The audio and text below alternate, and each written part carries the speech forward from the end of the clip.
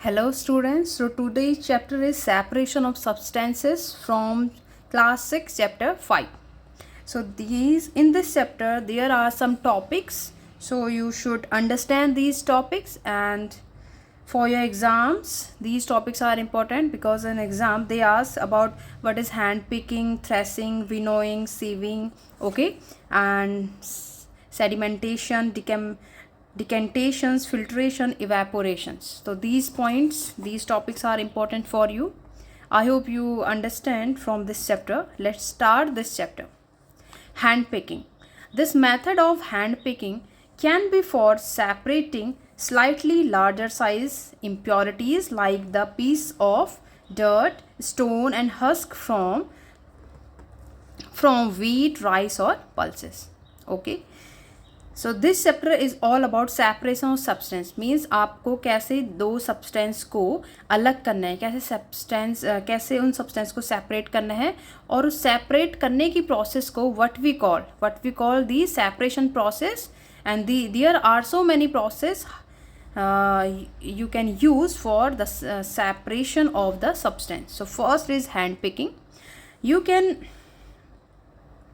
easily separate two larger size substances, impurities, by hand picking.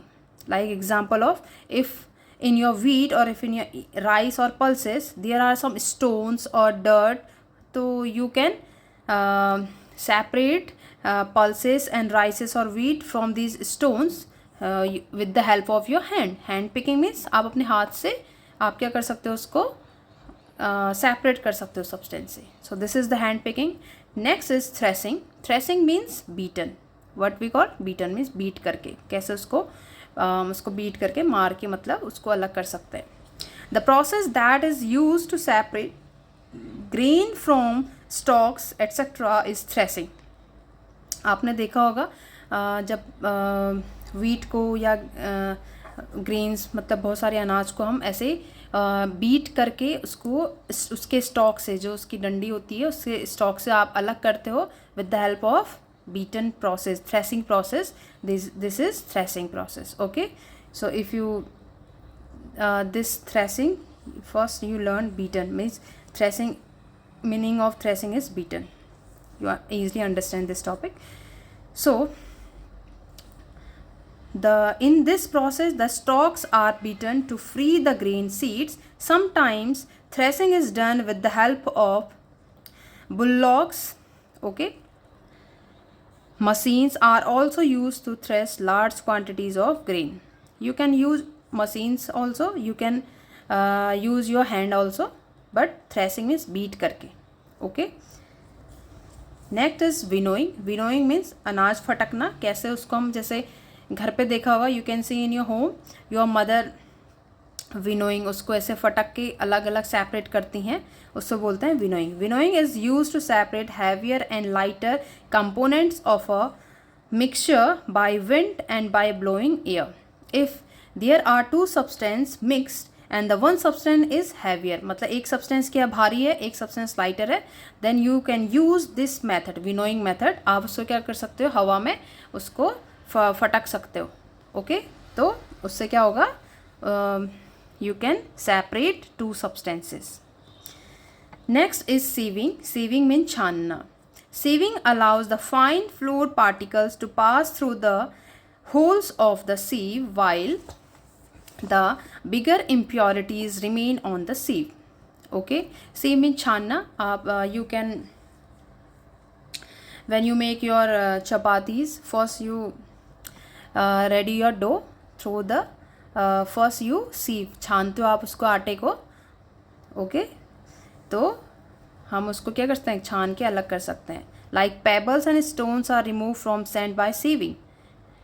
When you can see many workers sieve the pebbles and stones from sand by sieving. छानते हैं ना, रेते को छानते हैं, उससे क्या करते हैं, pebbles and stones को रिमूव करते हैं. तो this process is called sieving. Sedimentation. Next point is sedimentation. When the heavier components in a mixture settles after water is added to it, the process is called sedimentation. When you add some water in mixture, तो जो heavier objects होते हैं वो नीचे, अगर if you take water and some mixture of substances, you mix the water and these substances and leave the mixture for. So sedimentation is when the heavier components in a mixture settles after water is added to it. The process is called sedimentation. Okay, when we add water in some mixtures, तो heavier object क्या होगा, नीचे बैठ जाएगा, और जो lighter object होता है वो वाटर के साथ ऊपर आ जाता है. This process is sedimentation, and the sedimentation decantation process is combined. And after the heavier object settles down in the water, you can use decantation process. When the water along with the dust is remove, the process is called decantation. जब आपका lighter है, जो substance है water के साथ ऊपर तैरता है, तो आप उस पानी को नीचे गिरा दोगे तो you separate the lighter object and heavier object from the process of decantation. Okay, and the next process is filtration. Pour the tea through a strainer. This process is called filtration. जब आप चाय और चाय पत्ती को छानते हो through या स्ट्रेनर, छन्नी से, तो उस प्रोसेस को क्या बोलते हैं, filtration. Understood. And the next point is evaporation. The process of conversion of water into its vapor is called evaporation. The process of conversion of water into its vapor is called evaporation. Evaporation means चीज़ें उड़ जाती हैं. जैसे when you आप अपने cloth को धोते हो, उसमें वाटर होता है, गीले होते हैं, आप छत में डालते हो, तो उस हवा से उस वाटर जो होता है वो अपने वेपर फॉर्म में उड़ जाता है और आपके कपड़े सूख जाते हैं. This process is evaporation. When the water converts into vapour form, this process is called evaporation. And there is filtration and one is sieving. Maybe you confuse between sieving and filtration because मैंने बोला ना उसको छानते हैं, उसमें भी छानना है, फिल्ट्रेशन में ही छानना है. बट उसमें क्या होता है, सीविंग में both the components, both the substance जो होते हैं वो आपके हार्ड फॉर्म में ही होंगे. But filtration use when the आपका सॉल्यूशन किस में होगा, लिक्विड फॉर्म में होगा. मतलब आपका जो चाय पत्ती है, चाय आपके लिक्विड मतलब जो उसमें वाटर है, एक वाटर है, एक उसके सॉलिड फॉर्म में. तो फिल्ट्रेशन कब यूज होता है, जब मिक्सचर उस फॉर्म में हो, लिक्विड फॉर्म में हो, then you use filtration. Otherwise you can use sieving process. Okay, and the next point is condensation. The process of conversion of water vapor into its liquid form is called condensation. In the topic of evaporation, what we did, आप water को convert कर रहे हो vapor form में, this process is called evaporation.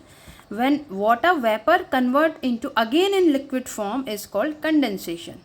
Okay. Next example is saturated.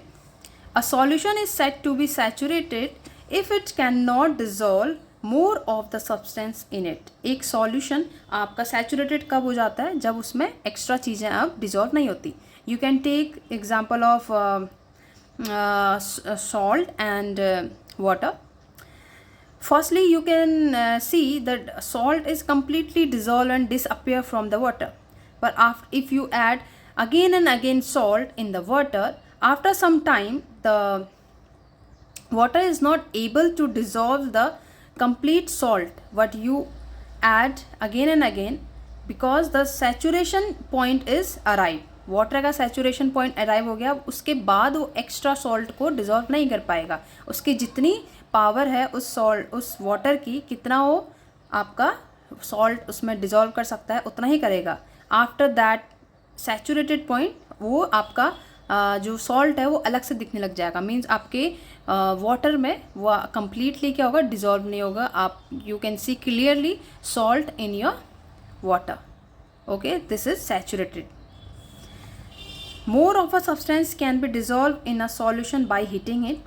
आप saturated point आपको दिख गया, अगर आप बट यू वांट सॉल्ट आप उसमें और ज़्यादा उसमें ऐड करना, मतलब उसमें डिज़ोल्व करना चाहते हैं, you can use the process heating process. मतलब हीट से आप क्या कर सकते हो, उसको ज़्यादा सब्सटेंस को उसमें डिज़ोल्व कर सकते हो. Water dissolve different amount of soluble substance in it. Water क्या करता है, डिजॉल्व कर सकता है different amount of soluble substance in it. बहुत अलग अलग डिफरेंट टाइप्स के, जैसे शुगर को डिजॉल्व कर सकता है, सॉल्ट को डिजॉल्व कर सकता है, बहुत डिफरेंट सॉल्युबल्स को क्या कर सकता है, उनको डिजॉल्व कर सकता है। सॉल्युबल्स मीन्स जो वाटर में डिजॉल्व हो रहे हैं, तो दीज जैसे like salt, sugar, these are called soluble. Means जो सब्सटेंस वाटर में डिजॉल्व हो रहा है उनको सॉल्युबल बोलते हैं। ओके, एंड वाटर और सॉल्ट के सॉल्यूशन मिक्सचर को क्या बोलते हैं, solution. Okay, I hope you understand this chapter, and this chapter is most important because so many questions examiners will make from this chapter.